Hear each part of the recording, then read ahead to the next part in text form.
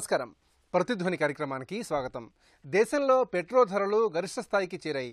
Petro ఉత్పత్తులపై కేంద్ర రాష్ట్ర ప్రభుత్వాలు పోటీ పడి మరీ ఎక్సైజ్ అమ్మకం పన్నులు వేస్తున్నాయి. ఫలితంగా వినియోగదారులపై మోయలేని భారం పడుతోంది.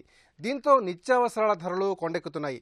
ద్రవ్యోల్బణం కూడా పెరుగుతోంది. తాజాగా ముడి చమురు ధరలు కూడా పెరిగాయి. దీంతో ప్రజల జేబులు మరింతగా గుల్లవడం ఖాయం. ఈ పరిస్థితుల్లో రానున్న కేంద్ర బడ్జెట్లో ఎక్సైజ్ సుంకాన్ని తగ్గించాలంటూ చమురు మంత్రిత్వ శాఖ ఆర్థిక శాఖకు ప్రతిపాదనల్ని పంపించింది. దీంతో సామాన్య ప్రజానీకంపై కొంతైనా భారం తగ్గుతుందని అధికారులు చెబుతున్నారు. మరోవంక అంతర్జాతీయ మార్కెట్లో ముడి చమురు ధరకు, దేశంలో పెట్రో ఉత్పత్తుల ధరలకు ఏనాడు పొంతన కుదరటం లేదు. ఈ నేపథ్యంలో పెట్రో ధర పెంపుపై ప్రతిధ్వని చర్చను చేపట్టింది.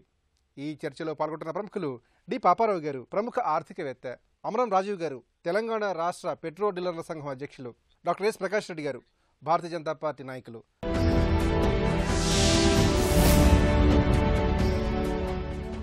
పాపారావు గారు, దేశంలో పెట్రో ధరలు మండిపోతున్నాయి. గత 3 ఏళ్ల గరిష్ట స్థాయికి అటు పెట్రోలు ఇటు డీజిల్ చేరుకున్నాయి. మరి పెట్రో ఉత్పత్తుల ధరలు ఇంతగా పెరగడానికి ప్రధానంగా కారణాలు ఏ విధంగా విశ్లేషణ చేసుకోవాలి? ఒకప్పుడు అండర్ రికవరీస్ అని చెప్పేవాళ్ళు, నష్టాలు వస్తున్నాయి పెట్రోలు డీజిల్ మీద అని చెప్పి దాన్ని పూడ్చుకోవటానికి ధరలు పెంచాలని చెప్పేవాళ్ళు. అయితే ఆ తర్వాత కాలంలో మార్కెట్ రేటు ప్రకారం ఉండాలనేది డీరెగ్యులేట్ చేసిన తర్వాత ఈ సమస్య లేదు. ఇక అండర్ రికవరీస్ క్వశ్చన్ లేదు, లాసెస్ క్వశ్చన్ లేదు. ఆ తర్వాత జరుగుతుంది. ఇప్పుడు ధరలు ఎందుకు పెరుగుతున్నాయి అనే దగ్గరికి వస్తే పెట్రోల్ డీజిల్ ఈ రకంగా ప్రధానమైన కారణాల్లో చూసుకునేటట్లయితే వాస్తవానికి 2017 సెప్టెంబర్ నాటికి సుమారుగా $46 వచ్చింది బ్యారల్ అంటే ఇంటర్నేషనల్ మార్కెట్లో. ఎప్పటి నుంచి 2013-14 ఆ ప్రాంతంలో జూన్లో $105 నుంచి ఇక్కడికి వచ్చింది. కానీ పెట్రోల్ డీజిల్ ధర చూసుకుంటే అప్పుడు సుమారుగా $57 ఉంది లీటర్కి. ఆ తర్వాత ఇప్పుడు కూడా అట్లాగే ఉంది. అంటే ఓవరాల్గా తగ్గిన దాన్ని గవర్నమెంట్ కానీ చమురు కంపెనీలు కానీ ప్రజలకు పాస్ ఆన్ చేస్తున్నటువంటి దాఖలాలు లేవు. దానికి ఉదాహరణ ఏంటంటే, మీకు గతంలో చూసుకునేటట్లయితే డీజిల్ దీని మీద మీకు వసూలు చేస్తున్నటువంటి ఎక్సైజ్ సుంకం అప్పుడు ₹3.56 ఆడ్ ఏదో ఉంది తక్కువగా. ఇప్పుడు అది ₹17 పెరిగింది. ఎన్నో రెట్లు పెరిగింది. 380% అనుకుంటే పెరుగుదల. 380%, 120% ఒకటిను. డీజిల్ మీద ఒకదాని మీద 120%, ఒకదాని మీద 380% ట్యాక్సెస్ పెరిగినాయి. అంటే ఈ రకంగా ట్యాక్సెస్ పెంచడం ద్వారా ప్రభుత్వం ఏం చేస్తుందంటే, తన పన్ను ఆదాయం తగ్గిపోకుండా, అంతర్జాతీయంగా పడిపోతున్నటువంటి క్రూడ్ ఆయిల్ ధరల వల్ల తన పన్ను ఆదాయం పడిపోకుండా ప్రభుత్వం కాపాడుకోవడానికి ప్రయత్నం చేస్తుంది. ఈ ఫలితంగా ఏమవుతుందంటే, మార్కెట్లో అంతర్జాతీయంగా ధరలు తగ్గినా డీరెగ్యులేట్ అయిన మార్కెట్లో మనకి డిమాండ్ అండ్ సప్లై ప్రకారం ఉండాల్సిన ధరలు అలా లేకుండా అవి పెరుగుతూనే ఉన్నాయి. ఇప్పటికీ అలాగే ఉన్నాయి, పెద్ద స్థాయిలోనే ఉన్నాయి. ఆ కారణంగానే ఈరోజు ప్రస్తుతం ఏంటంటే డీజిల్ పెట్రోల్ ధరలు రికార్డు స్థాయిలో, అంటే ఇది ఆల్ టైమ్ రికార్డు స్థాయిలో ఉన్నాయి. ఈరోజు చాలా పెద్ద స్థాయిలో ఉన్నాయి. కాబట్టి ప్రభుత్వ ప్రయత్నం మొత్తం ఏంటంటే, ఇన్ఫ్రాస్ట్రక్చర్ కోసం నిధుల సమీకరణ పేరుతో ఫిస్కల్ డెఫిసిట్ని తగ్గించుకునే ఆలోచన కూడా దీని వెనక భారీ ఎత్తుగా ఉంది. ద్రవ్య లోటును తగ్గించుకునే దానికోసం ఆదాయ వనరుగా దీన్ని ఒకదాన్ని చూసేది. దీనివల్ల ఏం జరుగుతుందంటే, దేశ ఆర్థిక వ్యవస్థ దెబ్బతింటాం. తర్వాత దీంతో పాటుగా రెండో సమస్య ఏంటంటే, ఎందుకు పెరుగుతున్నాయి ధరలు అనేటట్లయితే, బిజినెస్ లైన్ పత్రిక స్వయంగా చెప్తున్న మాట ఏంటంటే, కార్టలైజేషన్ ఉంది. ఆయిల్ కంపెనీల మధ్య కార్టలైజేషన్ ఉంది. అన్ని కూడబలుక్కుని హెచ్పిసిఎల్ కానీ, బీపీసీఎల్ కానీ, లేకపోతే ఇంకా ఉన్న మిగతా ఆయిల్ కంపెనీలు అన్ని కూడబలుక్కుని అన్నీ కలిసి ఒకే ధరని నిర్ణయిస్తున్నాయి. ఒక్కో దానికి చమురు పెట్రోల్కి, అది పెట్రోల్కి డీజిల్కి ఒక ధరని. దానికి ఉదాహరణగా కూడా ఒక రేట్ ఇచ్చింది. ఆ రేటు ఒకరోజు పెట్రోల్ రేట్ అనుకుంటుంది ఒకే రకంగా ఉంటాం. మూడు కంపెనీల పెట్రోల్ రేటు ఒకే రకంగా అలా ఉండకూడదు కదా. వాళ్ళ ప్రొడక్షన్ కాస్ట్ వేరే ఉండొచ్చు, పర్చేసింగ్ కాస్ట్ క్రూడ్ది వేరే ఉండొచ్చు, చాలా వేరు ఫ్యాక్టర్లు ఉంటాయి. కానీ ఒకే కాస్ట్ దరిదాపుగా సుమారుగా కొద్ది పైసల తేడాతో పెట్రోల్ ధర ఒకరోజు ఒకేలాగా ఉంటాం. కాబట్టి కార్టలైజేషన్, వీళ్ళంతా కూడబలుకొని కుమ్మక్కైపోయినట్లుగా ఆయిల్ కంపెనీలన్నీ కలిసి ఒకే రేటు వసూలు చేస్తున్నాయి. కానీ ఆయిల్ కంపెనీలు ఎలా ఎందుకు తయారైనాయి, పబ్లిక్ సెక్టర్ ఆయిల్ కంపెనీలు అంటే ఒకటే కారణం. ఈ కంపెనీల్లో కూడా ప్రైవేట్ వాటాలు ఉన్నాయి, ఈక్విటీ మార్కెట్లో అవి కూడా ఉన్నాయి. ఆ ఈక్విటీ మార్కెట్లో ఉన్న షేర్ హోల్డర్స్ని సాటిస్ఫై చేయాలి కాబట్టి వాళ్ళకి మంచి డివిడెండ్ బోనస్ షేర్లు ఇవ్వాలో, లేకపోతే ఇంకో రకంగా వాళ్ళని హ్యాపీగా ఉంచాలి. ఈరోజు గ్లోబల్గా మొత్తం నడుస్తుంది. షేర్ మార్కెట్లను హ్యాపీగా ఉంచడంలో కంపెనీలు తలమునకలు అవుతున్నాయి. రాజీవ్ గారు, అంతర్జాతీయంగా చమురు ధరలు పెరుగుతున్నాయి కాబట్టి దేశీయంగా పెట్రో ఉత్పత్తుల ధరలు పెంచక తప్పడం లేదని దేశీయంగా ఉన్నటువంటి ఆయిల్ కంపెనీలు స్పష్టంగా చెబుతున్నాయి. ముఖ్యంగా రోజువారీ ధరల విధానం అమలు ప్రారంభమైనప్పటి నుంచి కూడా పెట్రో ఉత్పత్తుల ధరలు క్రమంగా పెరుగుతూనే వస్తున్నాయి. మరి పెట్రో ఉత్పత్తుల ధరలు ఇంతగా పెరగడానికి ఇతరత్ర ఎలాంటి ప్రధాన కారణాలు దోహదపడుతున్నాయి? మాక్సిమం క్రూడ్ ఆయిల్ పర్చేసు బయట కంట్రీస్ నుంచే చేస్తున్నాం. మన సొంత ఉత్పత్తి చాలా తక్కువ ఉంది. ఆ విధంగా ఇప్పుడు 2013లో పెట్రోల్ 83 రూపాయల వరకు టచ్ అయింది హైదరాబాద్లో. ఇవాళ కూడా పెట్రోల్ ఇంకా ఆ 83 మార్క్కి చేరుకోలేదు. దానివల్ల మనం తెలిసేది ఏంటంటే పెట్రోల్ కంట్రోల్ అవుతుంది. పెట్రోల్ ఇప్పటికి కూడా 20 ఇయర్స్లో ఏదైతే పెట్రోల్ రేట్ హయ్యెస్ట్ మార్క్కి రీచ్ అయిందో 83 రూపీస్, దాంతో కంపేర్ చేసుకుంటే ఇవాళ ఇప్పటికి కూడా ఇంకో 6 రూపీస్ తక్కువనే ఉన్నాం. అదే డీజిల్ చూసుకుంటే ఇవాళ అసలు ఆ మార్క్ ఎప్పుడు రాలేదు. హయ్యెస్ట్ వాజ్ 64 రూపీస్, ఇవాళ 68.86. సో 4 రూపాయలు పెరిగింది. అంటే అప్పుడు వాళ్ళు కంట్రోల్ చేసిండ్రు, దాని ప్రైస్ రెగ్యులేట్ చేసిండ్రు, టాక్సేషన్. స్టేట్ గవర్నమెంట్స్ ఎప్పుడు రేట్లు పడ్డా ఆంధ్ర కానీ తెలంగాణ కానీ మిగతా స్టేట్స్ చాలా మటుకు టాక్సేషన్ పార్ట్ పెంచుకుంటారు. అది పర్సంటేజ్లో. తగ్గినప్పుడు పెంచుతున్నారు, పెరిగినప్పుడు అది రివైజ్ ఎందుకు చేస్తలేరు? ఒక పార్ట్ ఇన్పుట్ డ్యూటీ, ఎక్సైజ్ డ్యూటీలో ఒక పార్ట్ ఫిక్స్డ్ అమౌంట్ పెట్టారు, 15 రూపీస్ 17 రూపీస్కి పెట్టారు. అదేవిధంగా పెట్రోల్ డీజిల్ మీద స్టేట్ గవర్నమెంట్ ఫిక్స్డ్ ఎందుకు పెట్టుకుంటలేదు? పర్సంటేజ్ ఎందుకు కావాలి?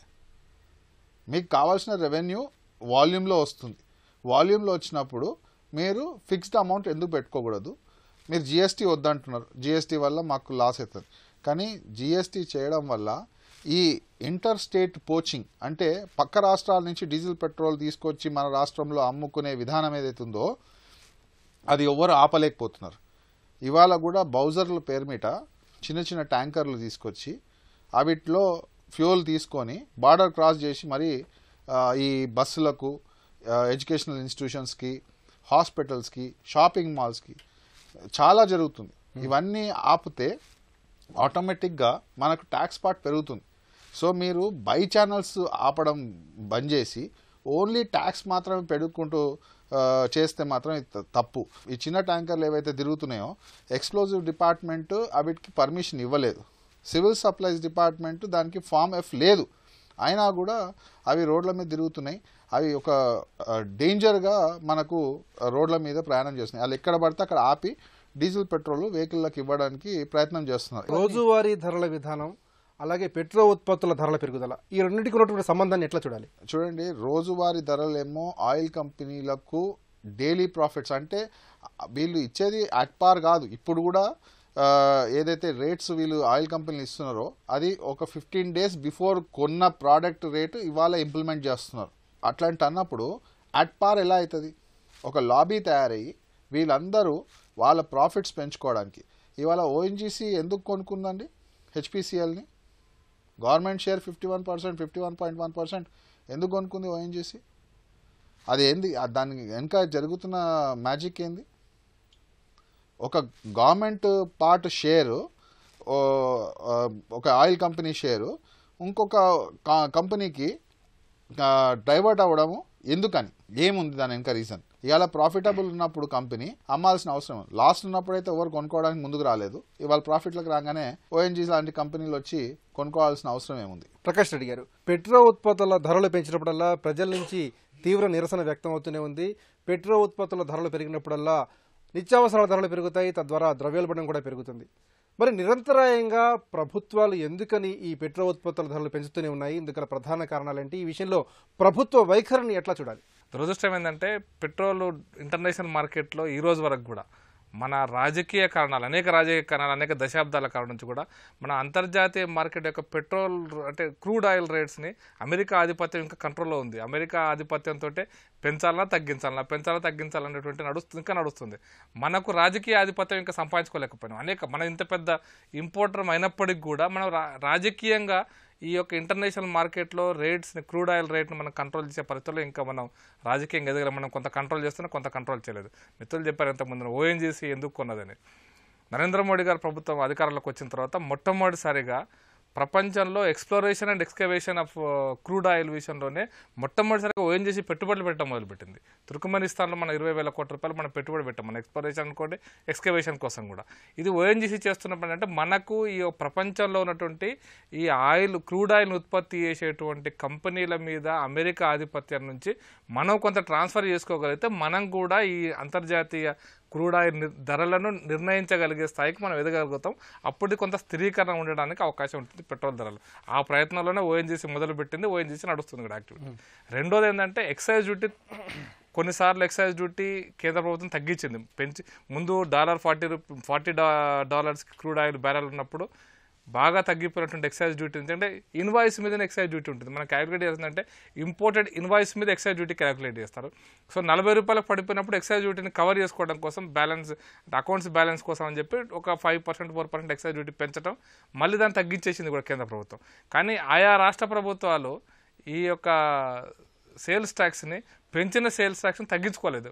వాళ్ళకి తగ్గినప్పుడు ₹65 పర్ లీటర్ వచ్చినప్పుడు వాళ్ళకు వచ్చేటువంటి ట్యాక్స్లో ప్రతి లీటర్ మీద ₹4 తగ్గిందని ఆ ₹4 పెంచుకున్నారు. కూడా వాళ్ళ రెవెన్యూ కలెక్షన్స్ను, వాళ్ళ బడ్జెట్ను బ్యాలెన్స్ చేసుకోవడం కోసం ఆ ₹4 కాంపోనెంట్ తగ్గించలేదు.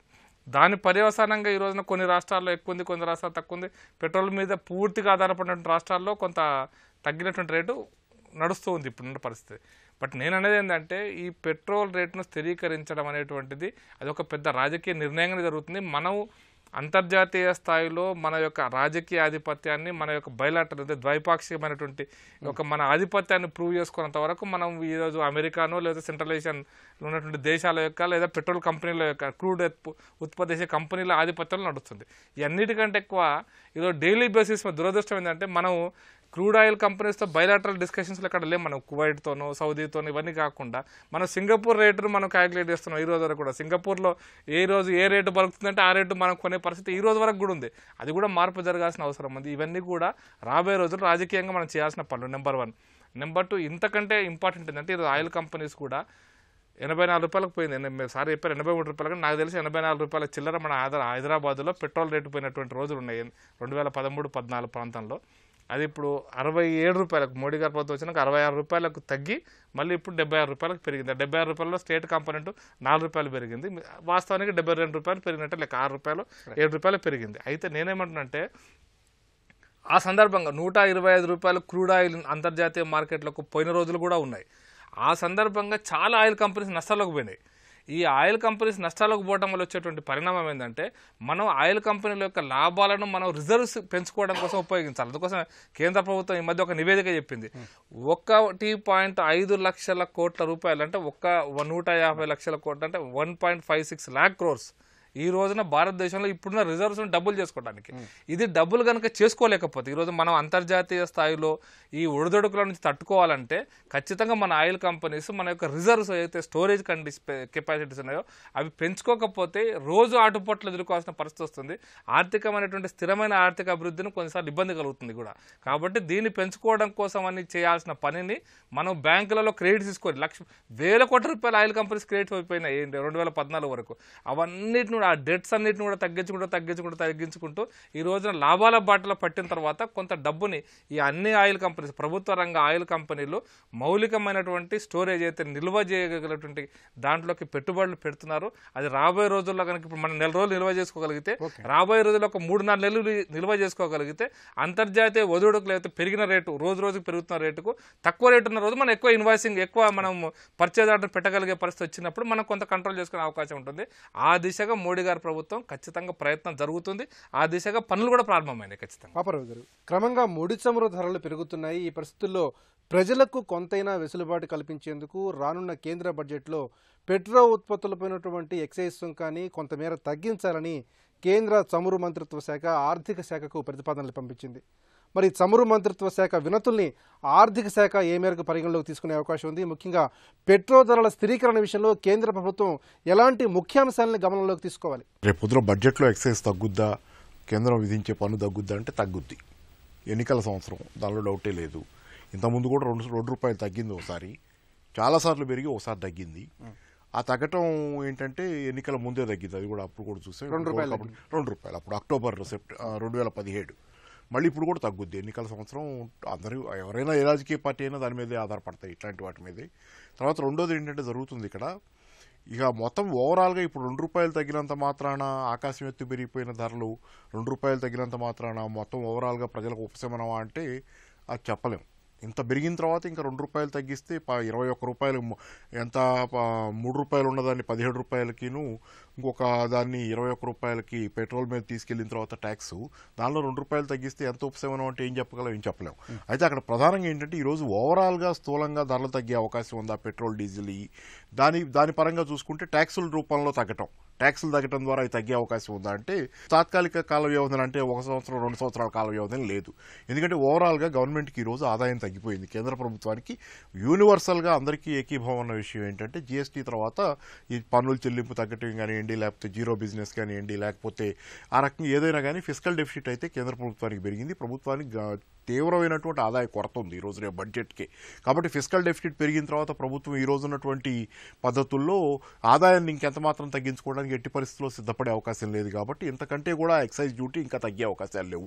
తగ్గితే మళ్ళీ ₹2 లేకపోతే ₹4 తప్పితే ఓవరాల్గా ఎంత స్థాయిలో పెరిగిందో అంత స్థాయిలో మళ్ళీ గణనీయంగా వెనక్కిపోయే అవకాశాలు అయితే ఇప్పట్లో లేవు. రాజీవ్ గారు, పెట్రోల్ ఉత్పత్తుల ధరలు వేగంగా పెరుగుతున్న ఈ క్రమంలో పెట్రోల్ ఉత్పత్తుల ధరల్ని తగ్గించే విషయంలో కేంద్ర ప్రభుత్వం ఎలాంటి ముఖ్యాంశాలపై తక్షణం దృష్టి సారించాలి? పాపారావు గారు అన్నట్టు ఎక్సైజ్ డ్యూటీ ఎంత తగ్గించినా అది పెద్ద ఎఫెక్టివ్ ఉండకపోవచ్చు. బట్ స్టేట్ గవర్నమెంట్స్ ఏవైతే విపరీతంగా ట్యాక్సేషన్ పెంచుకున్నారో అవి మాత్రం కంట్రోల్ చేయాల్సిన అవసరం చాలా ఉంది. 2013లో ఎప్పుడైతే మనకు సబ్సిడీ ఉందో డీజిల్ పైన, మార్జిన్ పెట్రోల్కి డీజిల్కి మధ్యన ఉన్న గ్యాప్ వ్యత్యాసము ₹20 అంటే ₹83కి మీకు పెట్రోల్ ఉంటే ₹63కి డీజిల్ ఉంది. రీసెంట్లీ చాలామంది అడుగుతున్నారు అగ్రికల్చర్ కూడా దీంతో ఎఫెక్ట్ అవుతుంది అని చెప్తే, లేదు అగ్రికల్చర్ ఎఫెక్ట్ కాదు, మేము పవర్ ఫుల్గా ఇస్తున్నాము. వాటర్ పవర్ ఒట్టి బోర్వెల్స్కి ట్యూబ్వెల్స్కి దానికి వాటర్ పంపింగ్కి వస్తుంది. బట్ ట్రాన్స్పోర్టేషన్ అంటే ధాన్యం తెచ్చుకునే దగ్గర నుంచి నారు పోసుకొని ట్రాక్టర్లో దాన్ని దున్నుకొని మళ్ళీ దాన్ని హార్వెస్టర్తో కటింగ్ చేసి రైస్ మిల్లోకి పంపించి ఈ ప్రతి ఛానల్లో మీకు ట్రాన్స్పోర్టేషన్ ఇన్వాల్వ్డ్ ఉంది. లారీలు ప్రతి ఒక్క నిత్యావసర సరుకు ఒక దగ్గర నుంచి ఇంకో దగ్గరికి తీసుకెళ్తున్నారు. ఢిల్లీలో ఏదో imported cars, high end cars, diesel కార్లు ఎక్కువ యూజ్లో ఉన్నాయని చెప్పి చేస్తే మీరు ఆ హై ఎండ్ కార్స్ని రాకుండా ప్రొడక్షన్ ఆపుకోండి. మీరు ₹1000 ₹500 ఆపడానికి ఎంతైతే ధైర్యం చేయగలిగారో ఒక ఇంటర్నేషనల్ బ్రాండ్ డీజిల్ కార్లను ఎందుకు బ్యాన్ చేయలేరు? కొరియా లాంటి కంట్రీస్, జపాన్ లాంటి countries they are proceeding towards solarization, battery operated cars and all. మన దగ్గర ఇలాంటి దాన్ని ఎంకరేజ్ చేసి డీజిల్ కార్లు తగ్గించి ట్రాన్స్పోర్ట్ వ్యవస్థని ఈ యొక్క డీజిల్ భారంలోనికి రానియకుండా చూస్తే చాలా వస్తువులు ఇవాళ కంట్రోల్లోకి వస్తాయి. అండ్ జిఎస్టీ వల్ల రెవెన్యూ లాస్ అనేది అవుతుందో అది కరెక్ట్గా తీసుకోగలగాలి. ఇవాళ కూడా అందరు ఒప్పుకుంటారు జిఎస్టీ ఇంప్లిమెంట్ అయినాక కూడా వితౌట్ బిల్లు సరుకులు సరఫరా అవడం ఇంకా జరుగుతుంది. మరి ఇవన్నిటిని మీరు అరికట్టండి. మీరు అవి అరికట్టకుండా చిన్న ఫ్యామిలీస్ మీద, కామన్ మ్యాన్ మీద మీరు ఈ ట్రాన్స్పోర్ట్ వ్యవస్థతోని వీటితోని ప్రతిదీ ఎక్స్పెన్సివ్ చేసుకుంటూ పోతే వాళ్ళు ఎలా సర్వైవ్ అవుతారు? ఇవాళ సెంట్రల్ వేజెస్ అని, స్టేట్ వేజెస్ అని ఆల్రెడీ ఎంతో గొడవ జరుగుతుంది. సెంట్రల్ వేజెస్ ఇంప్లిమెంట్ చేస్తే వచ్చే కాంట్రాక్ట్లు అంటే ఎన్నో కాంట్రాక్ట్స్ ఉన్నాయి ఆల్రెడీ ఎగ్జిస్టింగ్లో, అవి ఇంకొక 3 years 4 years నడుస్తాయి. సో ఇవాళ సడన్గా వేజెస్ పెంచితే ఆ కాంట్రాక్ట్స్ రేట్లు ఏమైనా పెంచుతారా? ఇవాళ ట్రాన్స్పోర్టు ఒక క్రషర్ కానీ, ఒక లారీ కానీ, ఒక డ్యామ్ కన్స్ట్రక్షన్లో కానీ, ఒక ప్రాజెక్ట్ వాటర్ ప్రాజెక్టు మిషన్ భగీరథలో దేంట్లో పనిచేస్తుందంటే అతనికి డీజిల్ ఇవాళ ₹8 పెరిగింది లాస్ట్ 1.5 monthలో. అది ఎలా కవర్ చేస్తాడు? ప్రకాష్ రెడ్డి గారు, పెట్రోల్ ఉత్పత్తులపై చమురు సంస్థలకు ఏమాత్రం నష్టాలు అయితే రావటం లేదు, లాభాలే వస్తున్నాయి. మరి ఈ లాభాల్ని వినియోగదారులకు ఎందుకని బదలాయించడం లేదు? ఈ విషయంలో ప్రభుత్వాలు చమురు కంపెనీలకు ఏ విధంగా దిశానిర్దేశం చేయాల్సిన అవసరం ఉంది? చమురు కంపెనీలకు లాభాల బాటలు పెద్ద లాభాల బాటలు లేవు సార్. ఎందుకంటే చమురు కంపెనీలకు లాభాల బాటలు ఏంటంటే దాంట్లో ప్రభుత్వ ట్యాక్స్ చమురు కంపెనీ లాభాలు ఏం కాదు సార్. అవి ట్యాక్సులు అవి ప్రభుత్వానికి వచ్చే లాభం వేరు, ప్రభుత్వం రెవెన్యూ వేరు, చమురు కంపెనీలు. ఎందుకంటే అన్ని కంపెనీలేండి. ఆర్టీసీకి ₹4 డిస్కౌంట్ ఇస్తుంది సార్, రైల్వేస్కి ₹6 డిస్కౌంట్ ఇస్తుంది సార్.